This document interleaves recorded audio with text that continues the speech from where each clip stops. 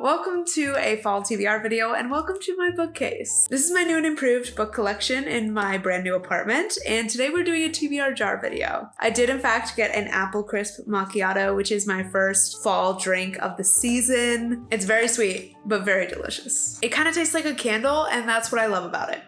Today we're doing a TBR jar video for the fall season. I've seen all the booktube girlies make TBR jar videos and it always looks very fun. And I saw my friend Mick's fall TBR video and it did in fact make me really want to create a fall TBR video. So shout out to Mick, I'll have her video linked down below. I've never made a booktube video, I've never made a TBR video, so this is very exciting for me and I'm hyped actually. I'm really excited about the prompts that I made. If you're not familiar with this format, basically what we do is we have a jar full of prompts that are going to prompt me to pick books from this here bookshelf to read this fall. By the end of this video, we'll have a list of books that I'm gonna hopefully try to read this fall. I am a slow reader compared to a lot of girls who do these videos. That's why I'm doing a season TBR instead of a monthly TBR. I'm thinking we're gonna pick like 5 books and that's still pretty ambitious for me. So I don't know, we'll see. I feel like I need to give this a proper shake. Otherwise the ones that I did most recently are gonna be at the top. Okay.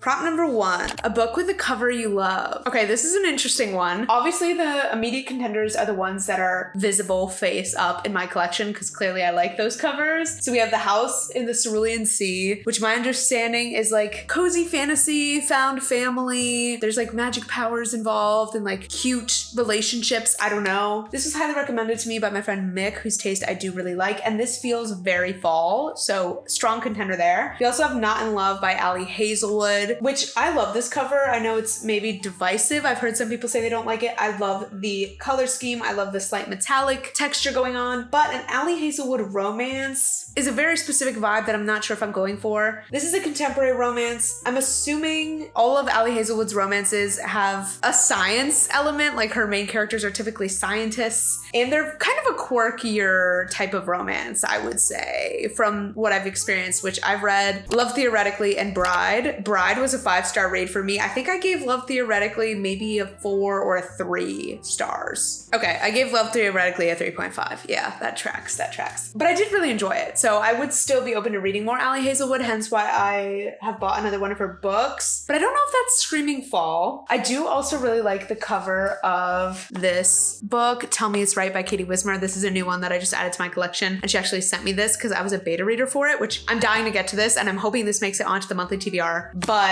I don't know if this is the prompt for it. I do love the cover, but it's a lot more simple than like the House of the Cerulean Sea vibes. Oh, I do also love the cover of Just for the Summer by Abby Jimenez. Forgive me if I butcher that, which is a contemporary romance situation. I think it's gonna have to be this one. I do. And it makes me sad to take it out of its beautiful spot, but this will be book number 1 on our TBR. And we're gonna stack them up right here. All right.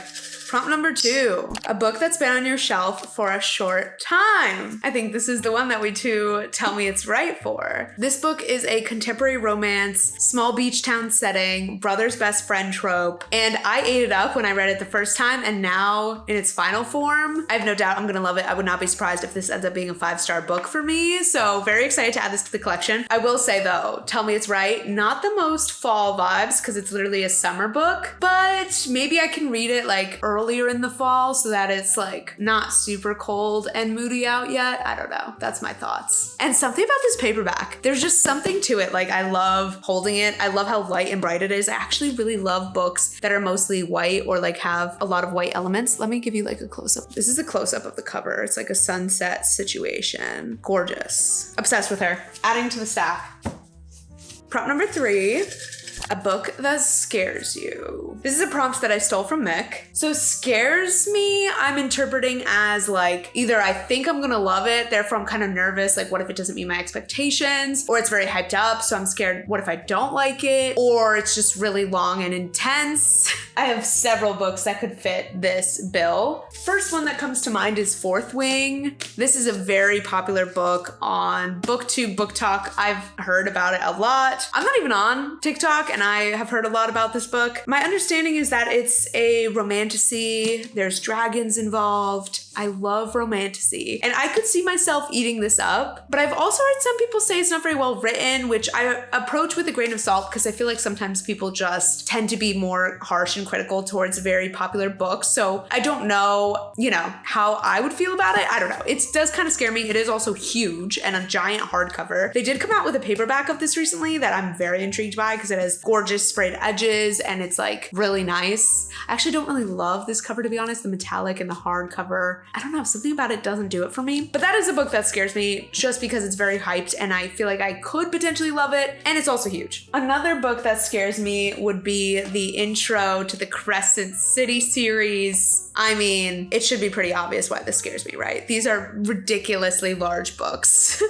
And it is by one of my favorite authors, Sarah J. Maas. And so it's a little bit scary, the idea of embarking on another one of her series, because ACOTAR is my favorite series to date. And I'm a little nervous of being disappointed by this series or the Throne of Glass series, which is why even though I have the first book to both sitting on this shelf, I've not yet touched them. So that's a contender as well. I would say this book scares me. I think it's a billionaire romance, which is a subgenre that I've never read before, and truly I don't entirely foresee being my cup of tea. In fact, every time I look at this on my bookshelf, I'm just kind of met with an emotion of like I have no real desire to get to it. So I don't know if I would say that scares me as much as it just kind of like makes me a little indifferent.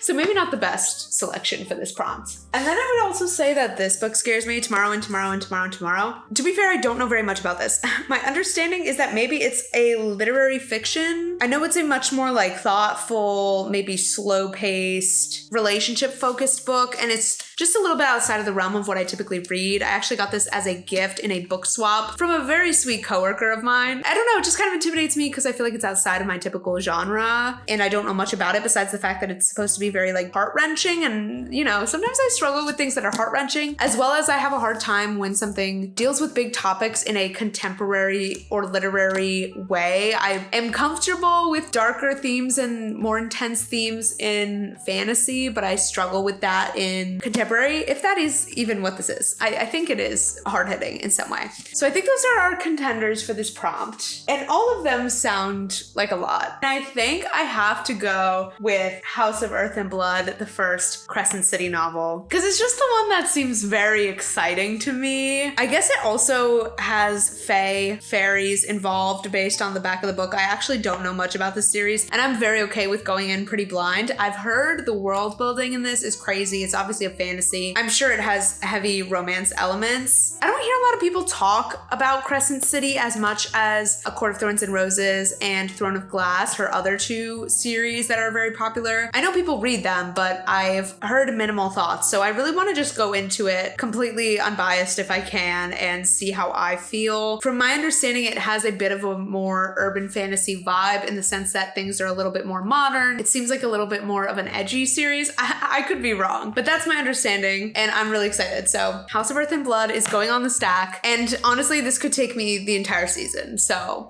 if we read this one, we might not get to the rest, and vice versa. Let's be honest, if I start this in October, this will take my entire fall season. So what can you do? We're gonna do 2 more, even though I know 5 books for the fall is ambitious, but I can always just kind of drag this into winter and just kind of make these my cozy season reads, which is probably what I'll do. Kind of finish out the rest of the year with these books.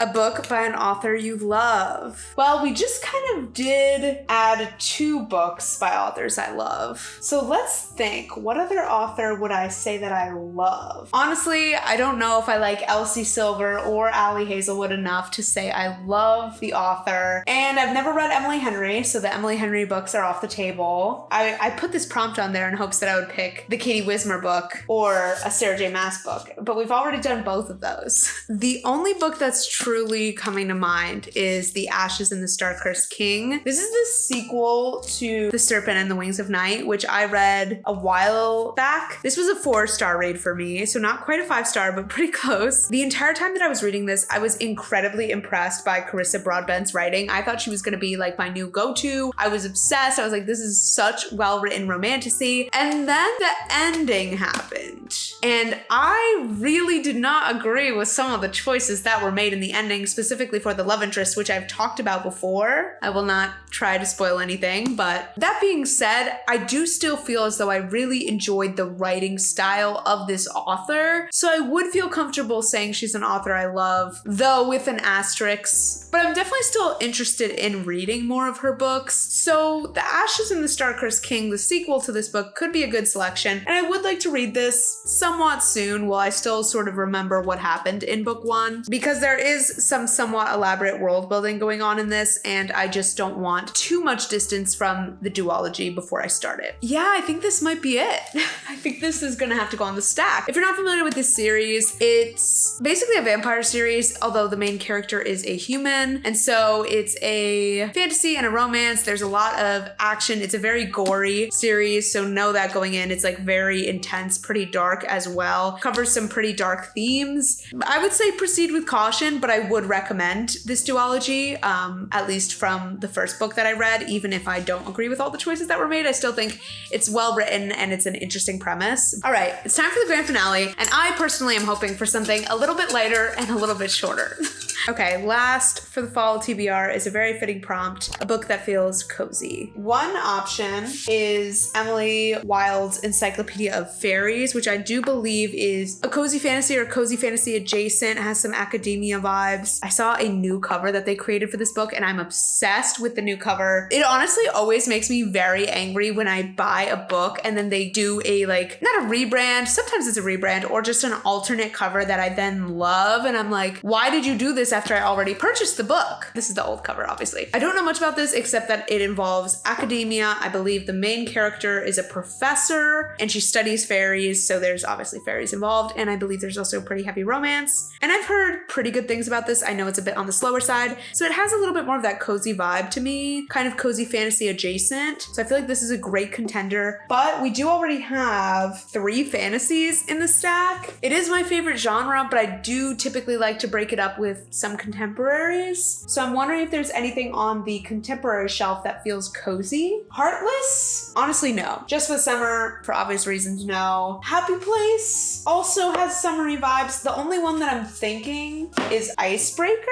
because it's an ice skating, ice hockey romance, and that feels a little cozy. It feels more winter than fall, but the prompt just said cozy, it didn't say fall. So I feel like this could be a good contender, and I've heard that this is fun, a fun read. I'm leaning towards this one, even though the Encyclopedia of Fairies maybe feels a little cozier, just because I do want another contemporary romance on the stack to break things up between the very intensive fantasy books that I've put on my list. So yeah, I think this TBR is gonna take me through the end of the year easily. Honestly, I would be surprised if I can even get through all of these by the end of the year. All right, now that we've completely gutted my bookshelves for this TBR, let's review what we have on the list. First, we have The House in the Cerulean Sea by TJ Klune. We have Tell Me It's Right by Katie Wismer. Crescent City, House of Earth and Blood by Sarah J. Maas. The Ashes and the Star-Cursed King by Carissa Broadbent. And Icebreaker by Hannah Grace. And within that mix, we have 3 fantasy books and 2 contemporary romances. If you're interested in any of the books that I mentioned and want to read them yourself, I'll have them all linked down below. Thank you guys for watching. I hope you enjoyed this. Maybe I'll do a format like this for another season in the future if you liked it. Let me know what you guys are reading this fall and what your most anticipated fall read is. I am planning to do a 2024 reading wrap up at the end of the year, so if you're curious to hear my thoughts on these books, make sure to stay tuned for that. Until then, I'll see you in the next video, and thanks for watching. Bye.